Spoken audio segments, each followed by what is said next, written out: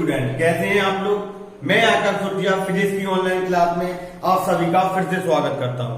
बच्चों, अभी 2-3 दिन से वीडियो नहीं आ पा रही थी, कोई प्रॉब्लम थी, उस कारण से वीडियो नहीं आ पा रही थी। बच्चों, आज हम फिर से लेके आए आपका जो क्लास 11 की हम फिजिक्स कर रहे थे बच्चों, सरल रेखा में गति, जिसका हमने 3 पार्ट करवा चुके थे।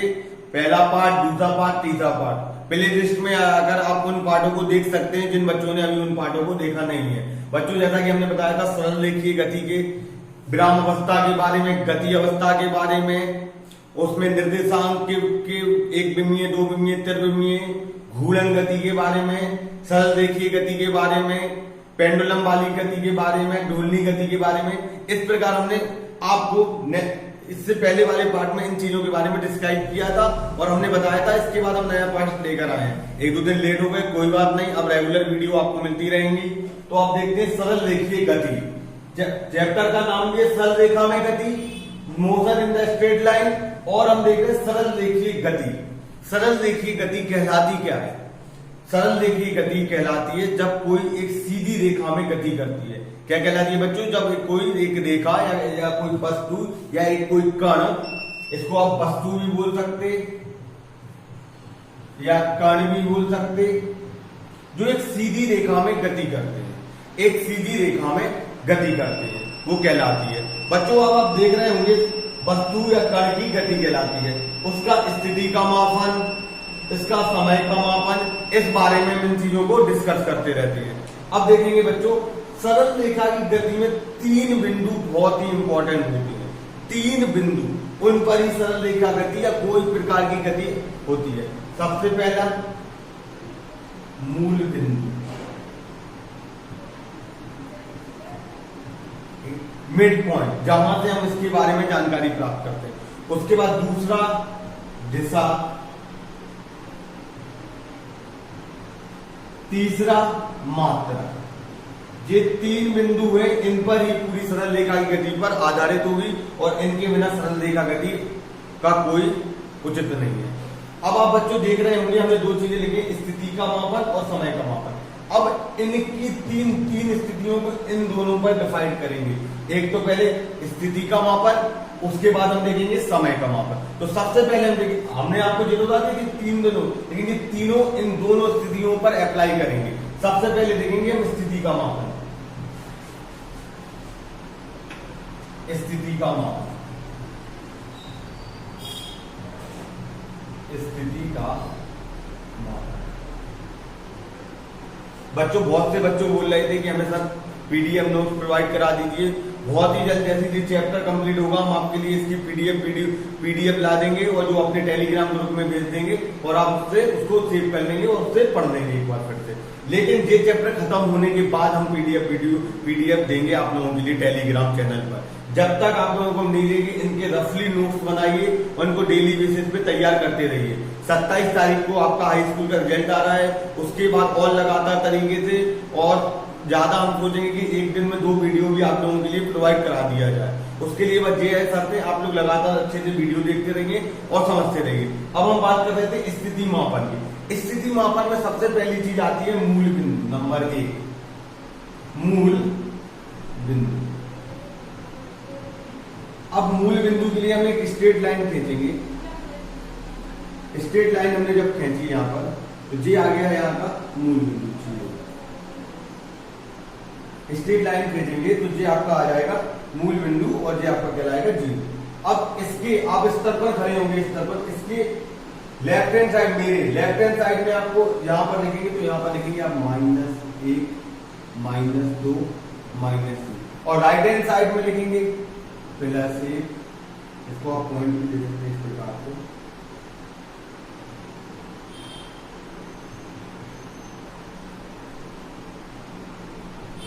तो जी आप देख रहे होंगे कि ये मूल बिंदु 0, जिसको कहलाते हैं मूल बिंदु। मूल बिंदु, तो आप देख रहे होंगे इसके दाएं तरफ पर प्लस धनात्मक और इसके बाएं तरफ पर ऋणात्मक चिन्ह होते हैं। इस प्रकार से मूल बिंदु की सहायता से गति को माप सकते हैं कि ऋणात्मक गति क्या कहलाती और धनात्मक गति क्या कहलाती। इस प्रकार से हम चीजों को नापेंगे। तो ये कहलाती है हमारी मूल बिंदु। किसी कण की स्थिति ज्ञात करने के लिए, गति की स्थिति ज्ञात करने के लिए हम इस प्रकार से मूल बिंदु, यूं सरल रेखा में गति ज्ञात करना है तो गति के लिए ऋणात्मक की होती और धनात्मक, इसको ज्ञात करने के लिए मूल बिंदु की आवश्यकता होती है। किसी भी मूल कण को क्या बोलते हैं, मूल कण को या वस्तु को ज्ञात करने, गति को ज्ञात करने के लिए हमें मूल कण की आवश्यकता होती है, मूल बिंदु की आवश्यकता होती है, मिड पॉइंट की आवश्यकता होती है। अब इसके बाद इसका दूसरा है दिशा।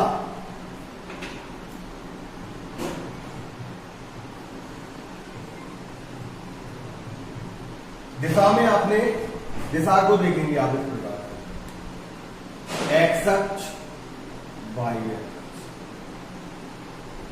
ये आपका एक्स अक्ष होता, ये होता आपका वाई अक्ष। अभी हमने आपको जो बताया था, ये कहलाता है इसका मिड पॉइंट या मूल बिंदु। तो आपको बताया था इस तरफ में क्या है, क्या होता, प्लस +1 +2 +3, +1 +2 +3।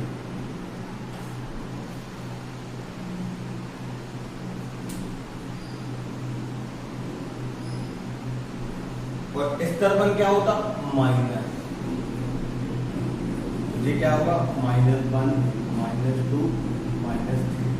उसी प्रकार ऊर्ध्वाधर में जाएंगे तो ये होगा प्लस में +1 +2 +3, और नीचे जाएंगे तो माइनस में -1 -2 -3। तो इस प्रकार से हम देखेंगे ये ऋणावेश और ये यहाँ का धनावेश। तो ये दो वर्गों में काम करता है, दाएं बाएं, ऊपर नीचे, ऊर्ध्वाधर में प्लस, नीचे की ओर माइनस। तो ये करते हैं दिशा का काम। दिशा का काम क्या करता है, धनात्मक की ओर, मतलब मूल बिंदु से दाईं ओर धनात्मक, मूल बिंदु से बाईं ओर ऋणात्मक, मूल बिंदु से दाईं ओर धनात्मक और बाईं ओर ऋणात्मक, ऊपर की ओर धनात्मक और नीचे की ओर ऋणात्मक। तो ये करते हैं दिशा का काम। दो चीजें सीखी हैं आज हमने। यहां पर देखो मूल बिंदु पहला, मूल बिंदु, और दूसरा यहाँ पर जो बिल्कुल बेसिक चीजें हैं, इन्हीं पर आधारित पूरी फिजिक्स है 11th और 12th के बच्चे। तो ये मूल बिंदु और ये हो गया दूसरा क्या आएगा, मूल बिंदु, और दूसरे हम क्या बोल रहे थे इसके लिए, इसको हमने दिशा। जो अब तीसरा आ गया मात्रा। अब अपनी सुविधा के अनुसार हम यहां से झांसी गए, तो आप क्या बोलोगे, हम 100 किलोमीटर गए, तो हम इसे क्या कहेंगे, किलोमीटर, मीटर, सेंटीमीटर, इसमें ज्ञात कर सकते हैं। कैसे, अपनी सुविधा अनुसार, सेंटीमीटर, मीटर और किलोमीटर। तो इन तीन चीजों में ज्ञात कर सकते हैं। हम कह सकते हैं कि हमारा घर इस विद्यालय से 200 मीटर की दूरी पे है। हम कह सकते हैं हमारा घर से दिल्ली 500 किलोमीटर पे। तो अपनी सुविधाओं के अनुसार हम गति, जब एक सीधी रेखा में चलेंगे तो इन मात्रकों की आवश्यकता पड़ेगी। सेंटीमीटर, क्योंकि मात्रा क्या होता है, दूरी का मात्रा, लंबाई का मात्रक, मीटर, किलोमीटर, सेंटीमीटर। तो इस पर हम ज्ञात करेंगे। तो ये क्या हो गया, स्थिति मापन में। स्थिति मापन में तीन चीजें, मूल बिंदु, दिशा और मात्रक। इन चीजों पे हम इन चीजों के लिए ज्ञात करेंगे। आप एक बार इसको उतार लीजिए। अब देखते हैं आप लोग समय मापन। समय का मापन। समय मापन में भी पहली चीज होती है मूल बिंदु, मतलब आपका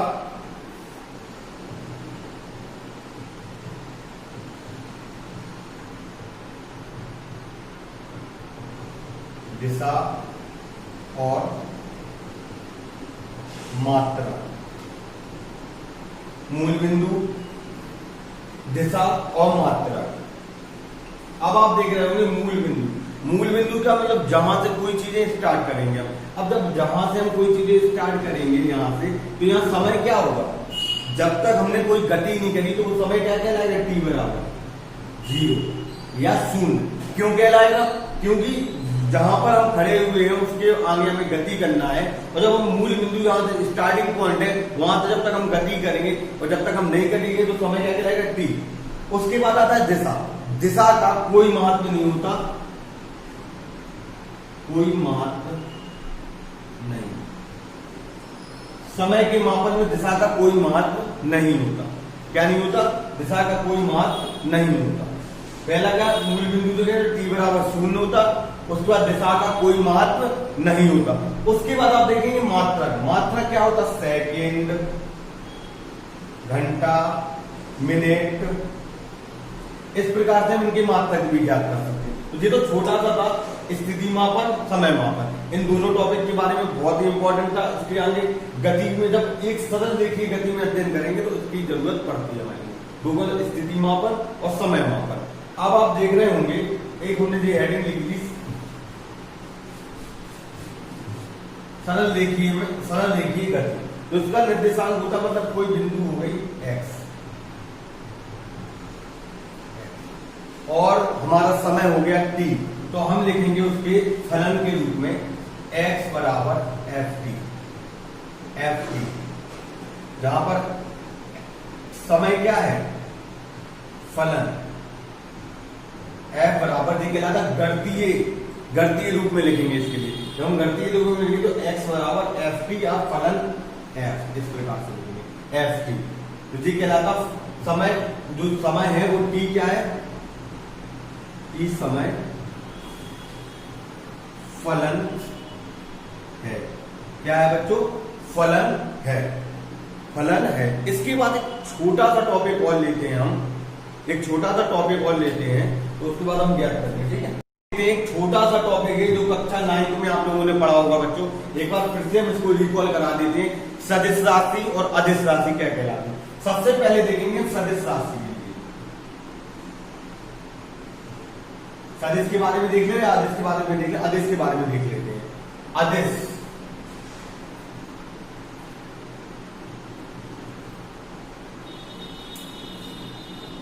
बेभौतिक राशि, हम लिख देते हैं परिभाषा, बेभौतिक राशि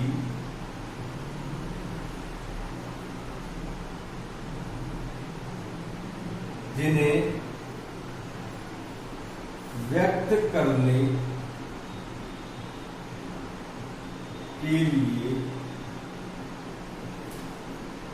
केवल परिमाण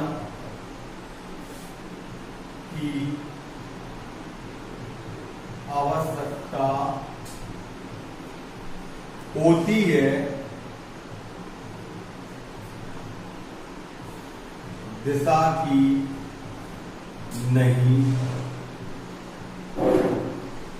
अदिश राशि कहलाती है। अदिश राशि कहलाती है। अदिश राशि कहलाती है। उदाहरण, लंबाई, चाल, द्रव्यमान आदि। हम क्या करें? बेभौतिक राशि जिन्हें व्यक्त करने के लिए केवल परिमाण की आवश्यकता होती है, दिशा की नहीं, अदिश राशि कहलाती है। लंबाई के लिए कोई दिशा की आवश्यकता हो रही है क्या? नहीं हो रही है ना। ये इस प्रकार जो लंबाई है, इसके लिए कोई दिशा की आवश्यकता हो रही है? नहीं हो रही। कोई चाल है, चाल के लिए कोई दिशा की आवश्यकता हो रही है? नहीं हो रही है। और द्रव्यमान, कोई द्रव्यमान अपनी जगह पर कोई एक पुस्तक रखी है, जो मार्कर रखा है, इसके लिए कोई दिशा की आवश्यकता हो रही है? नहीं हो रही है। तो बेभौतिक राशि जिन्हें व्यक्त करने के लिए परिमाण, केवल परिमाण की आवश्यकता होती है, दिशा की नहीं, अदिश राशि कहलाती है। क्या कहलाती है? अदिश राशि कहलाती है। उदाहरण के लिए लंबाई, चाल, द्रव्यमान आदि। लंबाई, चाल, द्रव्यमान आदि। लंबाई, चाल, द्रव्यमान आदि। ये छोटा सा टॉपिक है लेकिन इंपॉर्टेंट होता है, क्योंकि बच्चे इसमें कई बार कंफ्यूजन कर देते हैं और कई बार इसको गलत करके आ जाते हैं। ऑप्शन आता है कि 4 ऑप्शन दिए होते हैं कि कौन सी अदिश राशि है, या फिर अदिश राशि सदिश राशि में अंतर आ जाता है कई बार पेपर में, और जो बहुत इंपॉर्टेंट होता है आप लोगों के लिए, इसलिए लास्ट तक देखेंगे।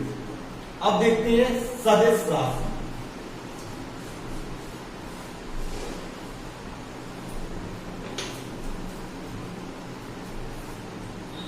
सदिश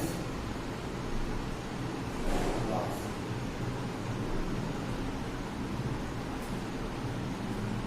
हम शॉर्ट में लिख रहे हैं राम प्लस दिशा। जो परिभाषा लिखा है उसके अकॉर्डिंग आप इस परिभाषा को बना लेंगे। जो हम बोल रहे हैं, रिकॉल करा रहे हैं, बेभौतिक राशि जिन्हें व्यक्त करने के लिए परिमाण तथा दिशा, फिर से परिमाण तथा दिशा दोनों की आवश्यकता होती है, सदिश राशि कहलाती है। परिमाण तथा दिशा दोनों की आवश्यकता होती है, क्या कहलाती है? सदिश राशि कहलाती है। उदाहरण देखेंगे इसके, त्वरण, विस्थापन, वेग, संवेग, आवेग आदि बहुत से हैं। ये अभी हमने 3-4 आप लोगों के लिए बताए हैं। ये इसलिए बताए हैं बच्चों, और एक इसको याद करने का तरीका ये होता है शॉर्ट फॉर्म में। अगर थोड़ा ये देखो यहाँ पर वा तो आप बिना देखे लगा सकते हैं यह सदिश राशि के उदाहरण है। अब है क्यों वो चीज देखिए। तुरंत की परिभाषा क्या होगी? वेग परिवर्तन की दर को, वेग परिवर्तन क्या होगा? जब यहां से कोई चीज आगे जाएगी, मतलब ये तो जा रही परिमाण और साथ में दिशा भी तो हो रही, दिशा भी तो जा रही थी, चिन्ह लगा रहे दिशा का। जब परिमाण के साथ में दिशा भी तो जा रही, क्योंकि वेग परिवर्तन की दर को, और वेग की परिभाषा विस्थापन परिवर्तन की दर को वेग कहते हैं। अब विस्थापन कैसा? आप अभी यहां थे, उसके बाद यहां गए, तो एक दिशा में तो गए, और जब दिशा में जा रहे तो क्या कहलाती? सदिश राशि। संवेग हो गया, आवेग हो गया, सब में क्या है? दिशा की आवश्यकता होगी, कहीं ना कहीं आप लोग जाओगे। बल जानते हैं, बल बराबर, इसको क्या बोलते हैं? F बराबर m g. m for mass, a for तुरंत, और तुरंत होगी तो मतलब दिशा चाहिए। तो जब दिशा चाहिए हमारे लिए, तो उसके लिए हमें दिशा चाहिए, तो क्या कहलाती? सदिश राशि। तो इस प्रकार आज हमने सीखा होगा कि सदिश राशि क्या कहलाती है, अदिश राशि क्या कहलाती है, इनके बारे में जानकारी देगी। एक आपका मापन के संबंधी देगा, स्थिति मापन के बारे में देगा, समय मापन के बारे में देगा। इन चीजों के बारे में आज हमने विस्तार से डिस्कस किया है। बच्चों, हम बार बार कह रहे हैं 27 तारीख को आपको रिजल्ट आ रहा है, आप लोग बिल्कुल नहीं घबराएं। आपने जो अच्छा किया था, बेस्ट रिजल्ट आएगा आप लोगों के लिए। हमारी बेस्ट विशेष आपके साथ रहेंगी, बिल्कुल। बस आप लोगों को कोई टेंशन नहीं, आपको वीडियो आ रही है, आप पढ़ते रहिए। जैसे रिजल्ट आएगा उसके अगले दिन से और स्पीडली आप लोगों के पास वीडियो प्रोवाइड हो जाएंगी। और आपके शायद 15 जुलाई से आपकी विद्यालय और जहां पर आप लोग पढ़ते लिखते हैं वहां पर संस्थाएं खुल जाएंगी, जहां पर आप लोग फिर से आप उसी मोटिव में और ऑफलाइन माध्यम से भी क्लासेस लेते रहेंगे। लेकिन एक नया माध्यम जो ऑनलाइन है, इसको भी हम जारी रखे रहेंगे आप लोगों के लिए, जिससे आप ऑनलाइन ऑफलाइन दोनों तैयारी करते रहें। 15 जुलाई से शायद आपके विद्यालय खुल जाएंगे, एडमिशन ओपन हो जाएंगे आप लोगों के लिए, पता है कोचिंग संस्थाएं भी खुल जाएंगे आप लोगों के लिए। तो वही कह रहे हैं, पहले प्राथमिकता देखो, 27 तारीख को हमारा रिजल्ट आ रहा है, उसके लिए हमें निगेटिव नहीं होना है। बार बार हम कह रहे हैं, बिल्कुल परेशान नहीं होना है। जो होगा बहुत ही अच्छा होगा आप लोगों के लिए। और कोई भी प्रॉब्लम आए तो आप मुझसे संपर्क कर सकते हैं, बिल्कुल घबराने की आवश्यकता नहीं। सर उसकी 70% आ गए, मेरे 90 है, ये मतलब मेरे 90 उसके 70 आ गए या कम ज्यादा, उससे मात्र नहीं रखता। ये होता है केवल नंबर ऑफ डिजिट, कि हम केवल नंबरिंग की बात कर रहे हैं, और जो आप सीखते हो वो कोई कहीं नहीं ले जाता आप लोग। बिल्कुल बेफिक्र रहिए। ये वीडियो के बाद आपको जैसा कि हमने बता दिया, सदिश राशि, अदिश राशि पढ़ा दिए, सर देखिए गति पढ़ा दी, उसके बाद स्थिति मापन, समय मापन के बारे में तैयार करें। अब इसके बाद जो कल नेक्स्ट वीडियो लेकर आएंगे, और फिर करते हैं कल ही हम वीडियो ले आए, और नहीं आने थे 1-2 दिन बाद आपके लिए हम वीडियो ले आएंगे। तो क्या है, गति की, जैसे कि क्रिकेट के लिए हमें गेंद बल्लों की आवश्यकता होती है, उसी प्रकार गति के लिए हमें कई विशेष स्थितियों की आवश्यकता होती है। विस्थापन की आवश्यकता होगी, दूरी की आवश्यकता होगी, इन चीजों के लिए गति की आवश्यकता है। जिस प्रकार क्रिकेट गेंद बल्ले से संभव नहीं है, तो उसी प्रकार गति दूरी से के बिना संभव नहीं है। अगर हम यहीं खड़े रहेंगे तो हम लाखों वर्ष तक यहीं करेंगे, जब तक हम आगे एक सीधी रेखा में नहीं चलेंगे, अपनी दूरी तय नहीं करेंगे। तो इन चीजों को लेकर हम पार्ट 5 में लेकर आएंगे। जब के लिए आप लोग भी लोग तैयार करते रहिए, अच्छे से पढ़ते रहिए। बेस्ट ऑफ लक आपके लिए जो आपका रिजल्ट आ रहा है बच्चों। ओके, इसको उतार लीजिए। Okay, bye.